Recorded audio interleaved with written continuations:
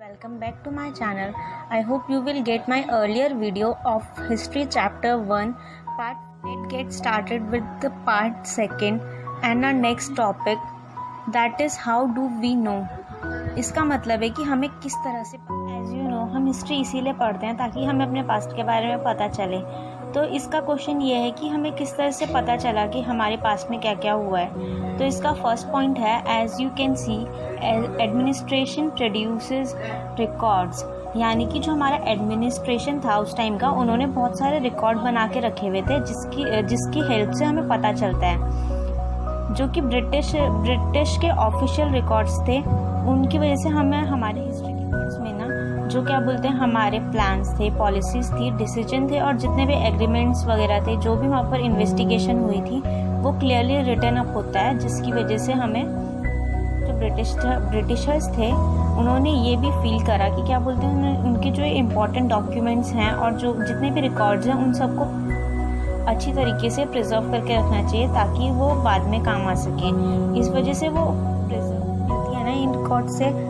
उसमें सबसे ज़्यादा इम्पॉर्टेंट होते हैं जो तहसीलदार्स होते थे उस टाइम के, कलेक्टर्स होते थे, कमिश्नर्स, ऑफिसर्स होते हैं और जो सेक्रेटरीज होते हैं, लो कोर्ट्स वगैरह होती हैं, उनके बारे में जितनी भी इंफॉर्मेशन है वो उनके सारे के सारे रिकॉर्ड्स मिल जाते हैं हमें, और उनसे हमें काफ़ी सारी नॉलेज प्रोवाइड होती है, जिसकी वजह से ही हमें हमारी हिस्ट्री के इनमें सबसे ज़्यादा इंटरेस्टिंग बात तो ये होती है कि जो ये रिकॉर्ड्स होते हैं वो हैंड रिटन होते हैं, और जो इनको लिखते थे उनको हम कैलीग्राफिस्ट बोलते थे, और वो ब्यूटीफुल हैंड राइटिंग में इसको लिखते थे। और second topic is surveys became important.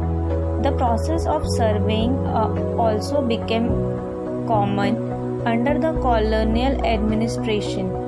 It means जो सर्वे था वो बहुत ज़्यादा इम्पॉर्टेंट हो गया था उस टाइम पे भी, क्योंकि सर्वे करना, जैसे कि आज भी आप देख सकते हैं, सर्वे के बाद ही हमें एक proper knowledge, proper data collect हो पाता है। और उस टाइम पे भी सर्वे इसीलिए इम्पॉर्टेंट हुए थे। उस टाइम पे विलेजर्स का और विलेज का सर्वे किया जाता था कि वहाँ पर कितने फ्लोरा है, कितने फौना है और कितने मतलब किस टाइप का क्रॉपिंग पैटर्न है, किस तरह से वो प्रोड्यूस करते हैं और किस तरह से वो लोग रहते हैं।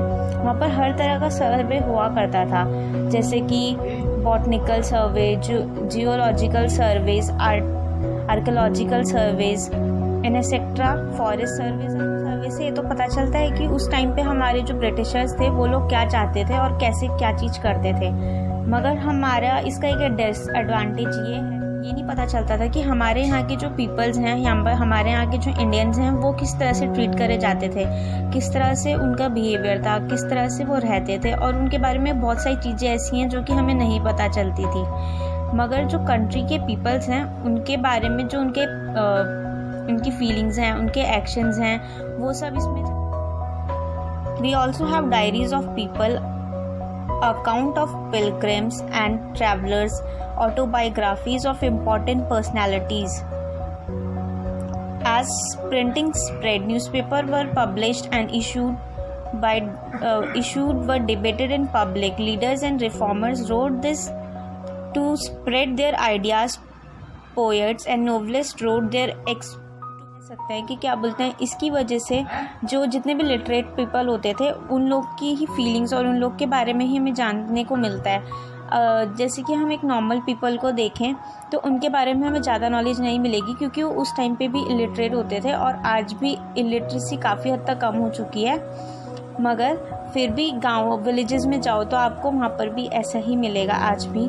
तो काफ़ी सारे रिफॉर्म्स आज भी होना बहुत ज़रूरी है, और उस टाइम पे भी। उसके बाद इसकी वजह से जो हमारे सिर्फ लिटरेट वाले जितने भी हमारे पास डेटास कलेक्ट हुए हैं, उसकी वजह से हम सारी नॉलेज कलेक्ट नहीं कर पाए हैं, क्योंकि मतलब उस टाइम पे पीसेंट्स भी होते थे, ट्राइबल्स भी होते थे, वर्कर्स भी होते थे, जो कि ज़्यादातर इलिटरेट ही होते थे, पुअर होते थे। वो लोग तो मतलब लिटरेट नहीं होते थे उस टाइम पे भी। तो इसी वजह से हम ज़्यादातर नहीं जान पाए हैं। सो this much is in this chapter, and hope you will like my video. Please share, like, comment